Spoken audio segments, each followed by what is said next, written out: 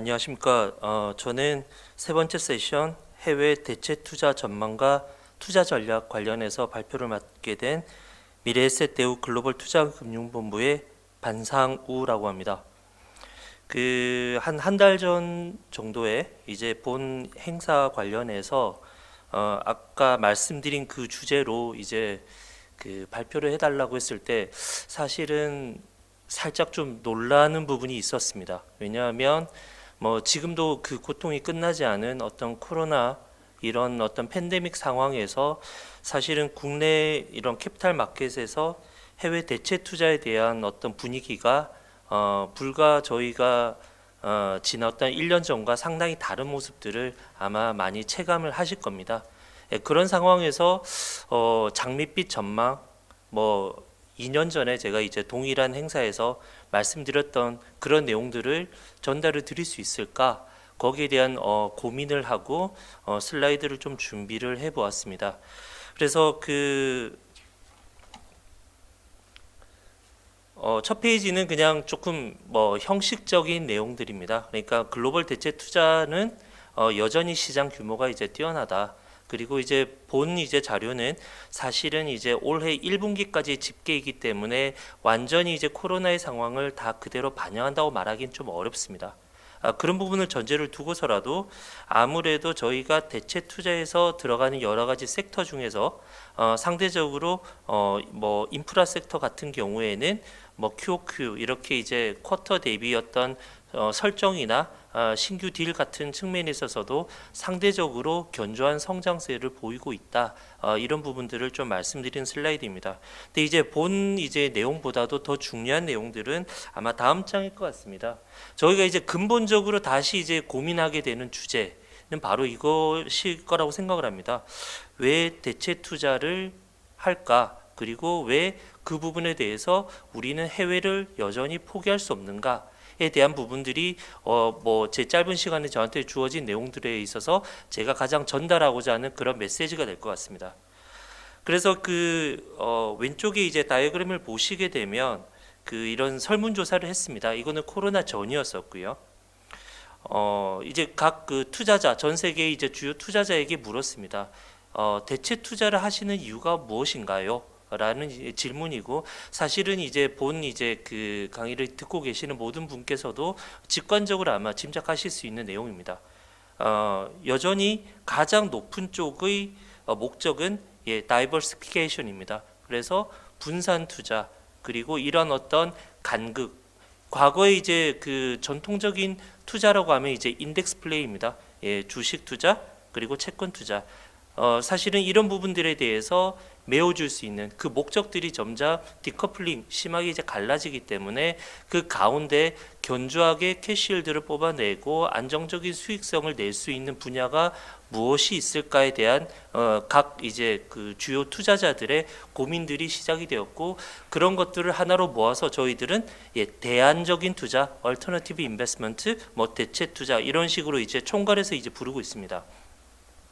뭐 사실은 이제 그러면 실물 투자, 대체 투자 이거는 같은 개념인가에 대해서는 여전히 의견은 좀 분분합니다. 왜냐하면 항상 새로운 형태들의 상품들, 그런 어떤 프로덕트가 계속 투자자에게 공급되고 있기 때문에 그것이 일치한다라고 말하기는 어렵습니다. 다만 이제 보통 인덱스 플레이를 좀 간접적인 형태의 투자라고 본다고 하면 이제 직접적인 투자, 즉 여기에 대해서는 이제 실물에 대한 투자들이 가장 많은데, 그러면 왜 이런 훨씬 더 손도 많이 가고 애로사항도 많은 이런 투자들을 하시게 될까? 그런 수익이나 안정성 측면뿐만 아니라 기관 투자자에게는 여러 가지 쌓여 있는 돈에 대해서 이제 인출을 하는 그런 어떤 이 플래닝을 설계하기가 좀 용이하다는 점, 그 다음에 이제 실물 자체를 직접 이제 확인할 수 있기 때문에 어떤 투자에 대한 실제성 부분들, 그리고 또 하나는 거기에서 나오는 어떤 배당 부분들을 우리가 직접적으로 좀 통제할 수 있는 부분에 대한 상대적인 부분이긴 합니다만, 그런 어떤 캐시힐드에 대한 관리가 조금 더 비지빌리티가 높다, 이런 측면 때문에 그런 여러 가지 수고를 마다하고도 여전히 이런 실물 투자에 대해서 기관 투자자들은 관심도가 높다. 그런 부분들이 이제 오른쪽 이제 그래프를 보시게 되면 18년도와 19년도를 비교했을 때 미세하긴 하나 전반적으로 그 이러한 어떤 엘로케이션을 유지하겠다. 대체 투자에 대한 투자 비중을 유지하거나 소폭이라도 점점 증가해 가겠다라는 부분에 대한 어떤 컨센서스가 존재했다라고 말할 수 있습니다. 다음은 이제 그 대체 투자 중에서 이제 그 인프라 쪽에 대해서 조금 더 초점을 맞춘다고 하면, 그러면 인프라를 이제 어떤 식으로 좀 서브 섹터를 가를 수 있을 것인가? 사실은 이제 본 슬라이드는 뭐 상당히 기초적인 내용인데 그 안에서 어떻게 조금씩 섹터에 대한 기관의 관심들이 특히나 어떤 코로나 이런 상황에서 옮겨갈 수 있는지에 대해서 좀 직관적으로 보여주는 슬라이드라서 준비를 해보았습니다. 그 뭐 각 이제 섹터 부분들은 잘 인지하시는 바와 같이 직관적으로 분류는 했는데, 그 중에서도 이제 그 붉은 글씨로 표시한 부분들이 조금 더 지금 트렌드 상에서 많이 좀 강조되고 있는 부분이다 라고 좀 말씀을 드릴 수 있을 것 같습니다. 그래서 전체적으로는 과거에 트랜스포테이션, 그 다음에 컨벤셔널 에너지, 이런 쪽에서 좀 집중하던 어떤 섹터가 전반적으로는 커뮤니케이션, 뭐 텔레커뮤니케이션이라고도 표현할 수 있는 통신, 그리고 이제 헬스케어, 리뉴얼 중심으로 투자가 조금씩 그 무게추가 좀 이동하고 있다는 부분을 최근에 여러 가지 보도나 뭐 관련한 어떤 자료에서 많이 보실 수 있으셨을 거라고 생각을 합니다. 뭐 예를 들자면 이제 그 왼쪽 하단에 이제 카팍 이런 어떤 주차나 그 교통에 대해서 간접적으로 지원하는 시설 같은 경우에는 어떤 이전에는 어떤 주차장, 뭐 왜냐하면 공유 차량들이 시내에서 여러 가지 이제 액세스를 편리하게 하기 위해서 그 머물렀던 그런 그 주차장들에 대한 어떤 밸류가 이제 올라갔었다고 하면, 사실은 이제 코로나 이후로 또 어떤 부분들이 바뀌게 됩니다. 기술적으로 컨벤셔널 어떤 동력원에 대해서 조금씩 멀어지게 되면서 전기차 충전 시스템이라든지 그 다음에 수소 충전에 대한 어떤 밸류 체인들이 좀 각광을 받고 있습니다. 우측 상단에 이제 보시게 되면 이제 커뮤니케이션스라는 전체적인 통신인데, 아마 최근에 뭐 여러 가지 이 사업에 대한 주도권으로 각 그 뭐 미국이나 중국과 같이 이래 주요 국가들이 서로를 많이 견제하게 되는 가장 메인에 대한 부분을 차지하고 있습니다. 그래서 그 유럽형의 어떤 파이버, 우리로 말하면 그냥 광 케이블 같은 부분인데, 이런 그 파이버 부분, 그 다음에 해저 케이블 같은 것들은 여전히 그 핵심적인 신경망처럼 깔리는 부분에 대해서 막대한 자금이 투입되고 있고요. 그리고 이제 5G나 그 다음에 이런 무선 통신들을 연결하는 그 세콤 타워, 이런 부분에 대해서도 투자가 적극적으로 이루어지고 있습니다. 또 최근에 이제 그 데이터라는 부분, 이제 과거의 어떤 그 돈이라는 것들이 매개체가 됐다고 하면 최근에는 어떤 정보가 하나의 가치를 전달하는 매개체로 조금씩 옮겨가게 되면서 데이터댐, 그 다음에 데이터 센터 이런 부분에 대해서 조금 더 그 투자가 집중되고 있고, 여기에서 이제 뭐 사실은 데이터 센터들을 여러 가지 관리해서 이제 상장을 하는 그런 리치형 그런 거대 플레이어들이 등장을 하고 있습니다. 그 다음에 이제 그 오른쪽 중간에 보시면 이제 그 전력, 이런 어떤 에너지 부분에 대해서 사실은 코로나 이전에도 그 신재생, 그 재생에너지, 신에너지에 대한 어떤 투자는 여전히 상승의 모드로 가고 있습니다. 근데 이런 부분들이 최근에는 그냥 그 뭐 주지하시는 바와 같이 ESG 이런 어떤 맨데이트 이를 넘어서서 그 RE100, 그래서 신재생 에너지로 내가 필요한 모든 에너지를 조달하겠다. 이런 어떤 측면, 또 하나는 이제 그 최근에 이제 많은 주요 국가들이 선언을 하고 있는 탄소 제로, 2050년까지 탄소를 넷 제로로 만들겠다. 내가 배출하는 만큼 그 부분을 흡수할 수 있는 그런 어떤 에너지에 대한 체계를 만들겠다. 중국은 이제 지난주 이제 2060년까지 하겠다라고 발표할 정도로 신재생은 여전히 각광받는 하나의 분야로서 존재할 것으로 보여지고 있습니다.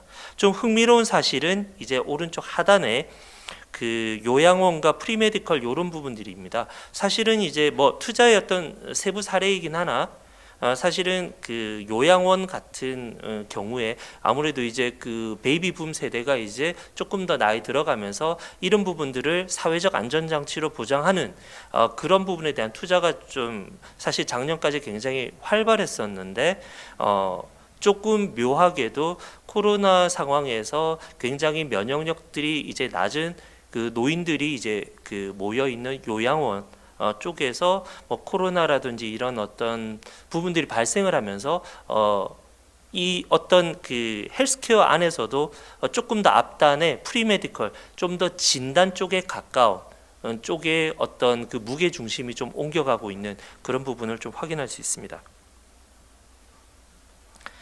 다음 슬라이드는 비슷한 내용들이 조금 반복되긴 하는데 좀 더 직관적으로 좀 드라마틱하게 보여줄 수 있는 그런 슬라이드를 준비를 했습니다.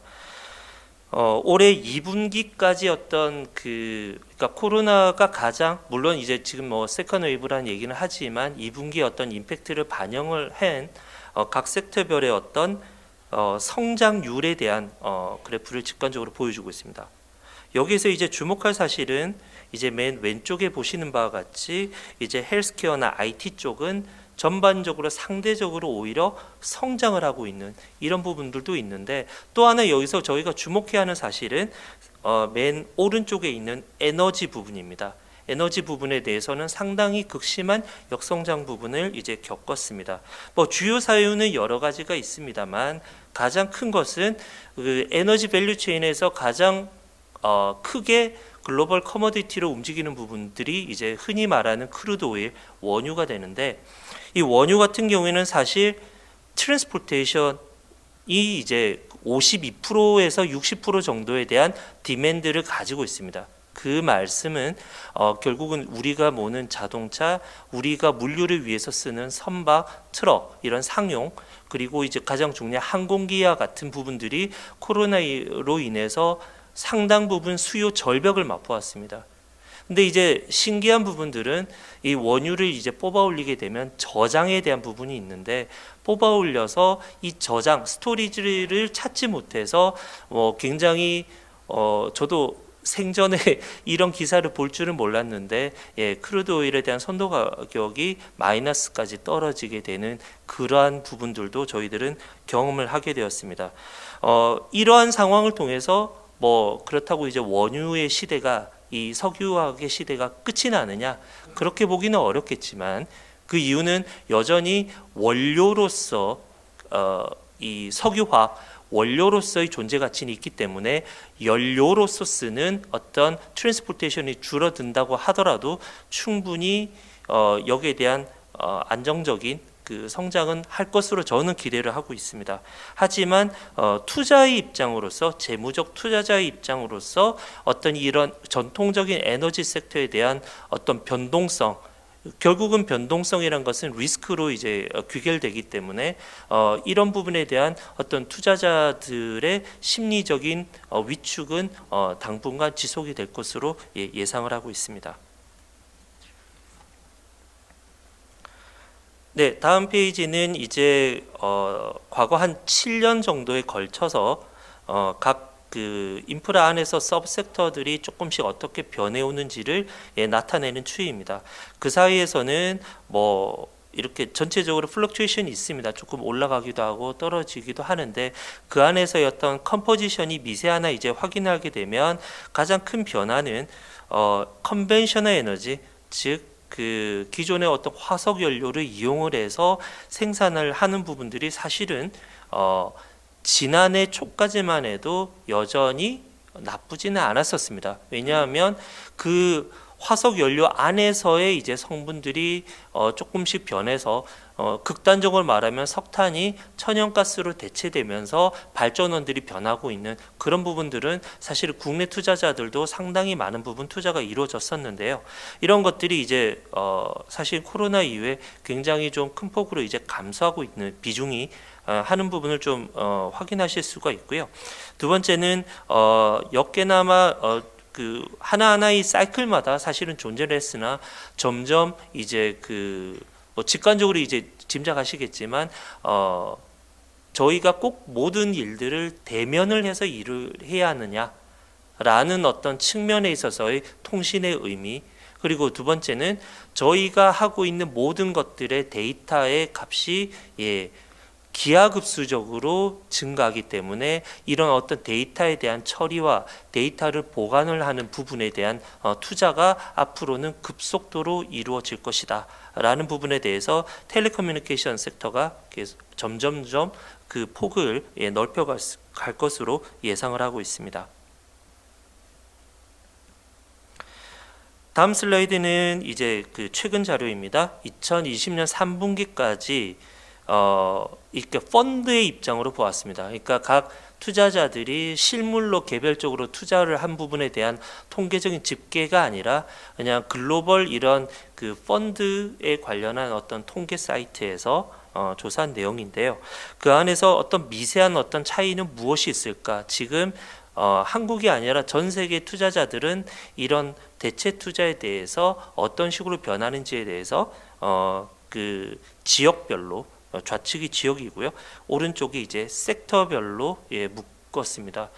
그 안에서 어떤 통계의 의미가 어떤 것이 있을까를 저도 아티클을 보고 이제 분석을 많이 해봤었는데 왼쪽을 보시게 되면 지역 같은 경우에는 과거에는 특정 지역에 대해서 투자를 하겠다라는 그런 펀드가 이제 맨데이트, 나는 이런 식으로 투자하겠다라는 부분을 정의를 좀 분명히 한 펀드 레이징이 많았었다고 하면 그 이후에는 하단에 이제 보시는 바와 같이 지역별에 대한 다이버시파이를 좀 그 펀드 매니저가 조금 가져간다. 그래서 그 안에서의 어떤 분산 투자에 대한 재량을 좀 가져가고 있는 그런 멀티플 펀드들이 조금 출연을 많이 하고 있는 부분을 좀 확인할 수가 있고요.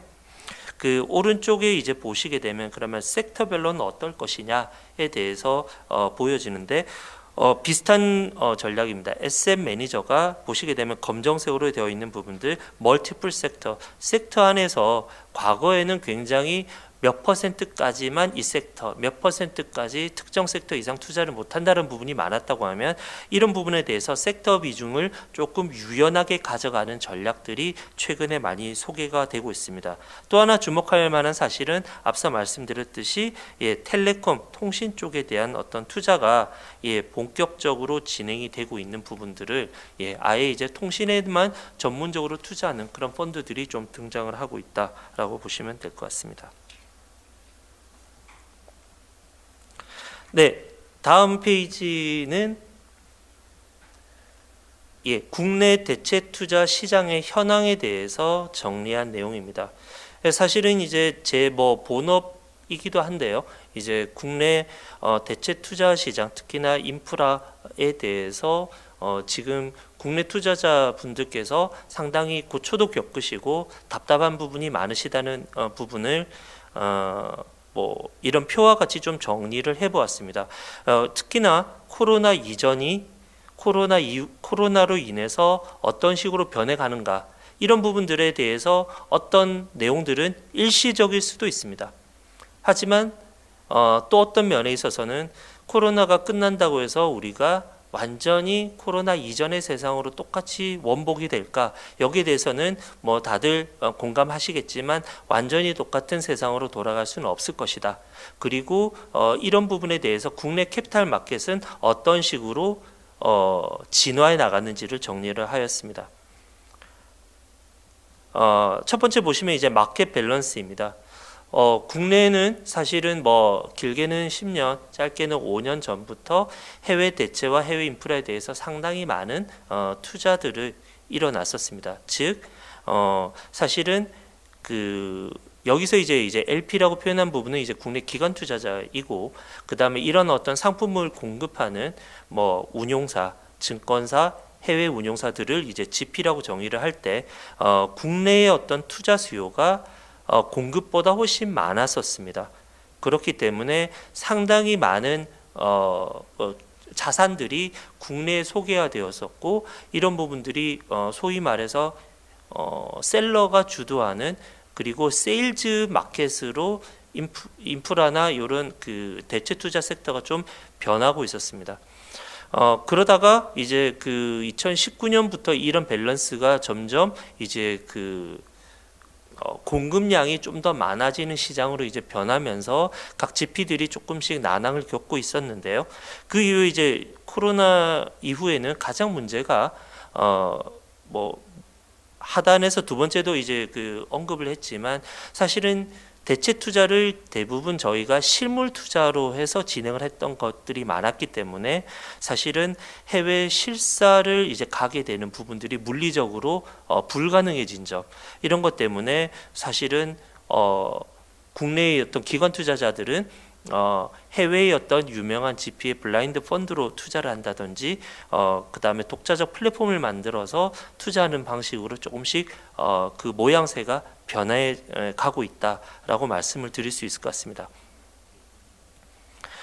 상품 형태를 중간에 이제 보시게 되면 과거에는 어떤 운영 중인 자산의 에퀴티 혹은 전 과정의 어떤 선후순위 대출을 이제 총액 인수를 이제 한 다음에 이를 이제 적시에 그 다음에 기관향에 이제 재판매하는 그런 부분들이 좀 있었다고 하면, 사실은 이제는 사실 코로나 조금 상관없이 조금 더 이제 뎁스 있게 개발형부터 이제 투자를 이루어지는 부분들, 그 다음에 구조화를 통해서 하방 안정형 상품을 저희가 이제 만들어내는 부분까지 이제 좀 진화를 하고 있다라고 볼 수 있을 것 같습니다. 그 다음에 이제 해외 대체 투자가 사실은 과거 뭐 말씀드렸듯이 이제 실물 투자 그리고 이제 실사가 이제 반드시 동반되는 그런 형태로 이제 투자가 이루어졌다고 하면, 이제 시장에 이제 유동성이 너무너무 많기 때문에 사실 이제 디벨로퍼 입장에서도 우리가 이런 것들을 직접 개발을 해서 어떤 가치를 창출하는 것이 아니라 어느 정도 개발이 되어 있는 부분들을 이제 디벨로퍼 본인의 크레딧을 이용을 해서 인수금융을 하는 약간 코퍼레이트 딜로 좀 변해가고 있고, 그래서 이러한 변모하는 과정에서 실사 부분들을 우회적으로 가상 실사 또는 실사를 일임하는 부분이 부분적으로 지금 좀 한번 트라이 되고 있는 그런 상황이다. 아직 여기에 대해서 명확하게 어떤 저희들이 하는 현장 실사 부분들이 완전히 이제 대체가 될 것이냐에 대해서는 아직까지는 명확한 정책이 나와 있지는 않은 것 같습니다. 네, 다음 슬라이드는 재미있는 통계 사이트가 있습니다. 예, 거기에서 저희가 글로벌 이제 주요 국별 투자 환경들이 주기적으로 업데이트가 되고 있는데, 거기에서 저희가 좀 의미 있다라고 생각하는 부분들을 한번 발췌를 해 보았습니다. 그래서 대표적으로 이제 뭐 한국, 미국, 유럽, 그 다음에 호주, 일본, 중국을 일단은 비교를 해서 요 테이블을 한번 작성을 해봤는데요.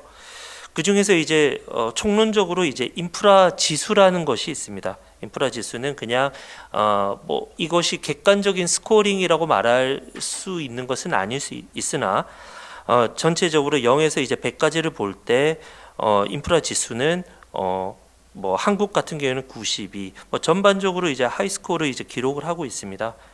근데 이제 뜻밖에도 굉장히 인프라가 발전이 되어 있는 부분에 대한 국가임에도 불구하고 호주 같은 경우에는 인프라 지수가 상대적으로 조금 낮은 부분이 있습니다. 즉 다시 말해서 기투자된 부분에 대한 교체 수요들이, 대체 수요들이 향후 발생할 수 있는 여지가 좀 있다라고 저희들은 판단을 하고 있고요. 그 다음에 이제 두 번째 1인당 5개년 평균 민간 투자액을 한번 계산을 해 보았습니다. 여기 이제 보시게 되면 호주 같은 경우에는 이제 607 정도이고요. 그 다음에 중국 같은 경우에는 0.6입니다. 물론 이제 인구 대비로 이제 나누었기 때문에 인프라 자체가 전체적으로 인구 충당 비율을 이제 고려하자고 하면 다소 이것이 정확하지 않을 수 있겠으나, 여기서 주는 이제 임플리케이션은 중국 같은 경우에는 좀 그 민간 주도라기보다는 어떤 관이 정부가 좀 주도하는 투자이다라는 부분에 대한, 그러니까 민간 투자액에 대한 어떤 비중이 상대적으로 낮다라는 부분이 좀 메인이 될 것 같고요. 호주 같은 경우에는 사실은 정책적 배려를 통해서 민간 투자들이 좀 더 상대적으로 활성이 되어 있고, 여기에 대한 민간 투자에 있어서 가장 중요한 부분은 호주의 어떤 그 상당히 발달된 연금제도, 슈퍼애뉴에이션 같은 그런 기관 투자자들이 상당 부분 인프라에 집중적인 투자를 해서 선순환을 만들고 있다라는 부분이 좀 참고할 만할 것 같습니다. 참고로 이제 한국 같은 경우에는 이제 과거 이제 한 10년, 15년 전에 이제 활발했던 어떤 민간 투자 사업이 상대적으로는 최근에 한 과거 5개년간은 조금 낮은 수준이었었고요. 이런 자원들이 뭐 최근에 뭐 어떤 뉴딜이라든지 이런 식으로 다시 뭐 활성화되기를 기대합니다. 그 하단에 이제 보시게 되면 최근 5개년간 민간 투자 포함 이제 투자 활동의 적극도가 나와 있습니다. 이 부분에 대해서는 호주는 여전히 상당히 적극적으로 이제 투자를 모색하고 있고, 한국과 미국은 생각보다 수치가 좀 낮았습니다. 그래서 한국 같은 경우는 이런 부분에 대해서 말씀드린 뭐 현 정부의 어떤 정책과도 통할 수 있는 정당성이 생길 것 같고요. 미국 같은 경우에는 사실은 향후에 이제 투자가, 민간 투자가 본격적으로 더 활성화되지 않을까. 특히나 이제 대선 이후에는 그 섹터에 대한 어떤 그 뭐 이제 대선에서 당선이 되는 쪽에서 그 서브 섹터에 대한 어떤 방향성은 오가겠지만, 뭐 양측 모두 상당 부분 인프라에 대해서 강력한 투자를 자신들의 캐치프레이즈로 하고 있는 만큼 이 부분에 대한 어떤 향후의 어떤 투자 기회는 좀 많이 존재할 것으로 예상을 하고 있습니다. 그 다음에 파이낸셜 마켓, 이 부분이 이제 결국 뭐냐면 자체적으로 그 나라 권역 안에서 충분히 그 파이낸싱 소스를 가져올 수 있는가에 대한 부분이고, 이것이 낮다고 하면 역으로는 한국과 같은 기관 투자자는 오히려 여기에서 적극적으로 투자에 참여할 수 있는 기회가 많지 않냐라는 부분을 의미합니다. 여기에서 보시게 되면 호주 같은 경우에는 여전히 민간 투자에 대해서 열려 있고, 근데 상대적으로는 투자 자금 모집이 조금 떨어져 있기 때문에 호주에 대한 어떤 기회, 그 다음에 유럽에 대한 기회가 상대적으로 그 딜에 대한 어떤 투자 기회들이 좀 많이 확보되지 않을까라고 예상을 하고 있습니다. 네, 마지막 페이지는 어떻게 보면 저 개인적인 바람도 좀 담겨 있는 것 같습니다. 이 슬라이드는 보여주는 내용들은 과거에 이제 그 글로벌 경기가 갖고 있는 여러 가지 사이클 중에서 좀 안 좋았던 과거의 어떤 리세션이 되었던 시기들을 좀 모아보았는데, 그 중에서 그 짙은 파란색으로 되어 있는 부분은 그런 리세션 직후에 얼마나 반등, 턴어라운드 하느냐에 대한 부분이고, 옅은 이제 파란색은 그런 부분들을 좀 길게 보았을 때 반등하는 어떤 그 성장률에 대한 평균입니다. 즉 무슨 얘기냐면 리세션의 직후에 가장 큰 턴어라운드가 찾아온다. 그리고 저희는 아직 끝이 어딘지는 몰라도 그러한 어떤 코비드로 인한 리세션의 끝을 향해서 달려가고 있다고 개인적으로 믿고 있습니다. 이런 상황에서 그런 시기들을 지나고 나면 우리에게 가장 좋은 어떤 성장, 회복, 턴어라운드에 대한 기회가 찾아오지 않을까라고 이제 희망하는 부분입니다. 과거 이제 보시게 되면 뭐 73년, 75년, 81년, 82년 사이는 뭐 주로 이제 오일 쇼크에 대한 부분이고요. 그거 이전에 이제 어떤 베트남 전쟁에 대한 후유증 부분들도 남아 있습니다.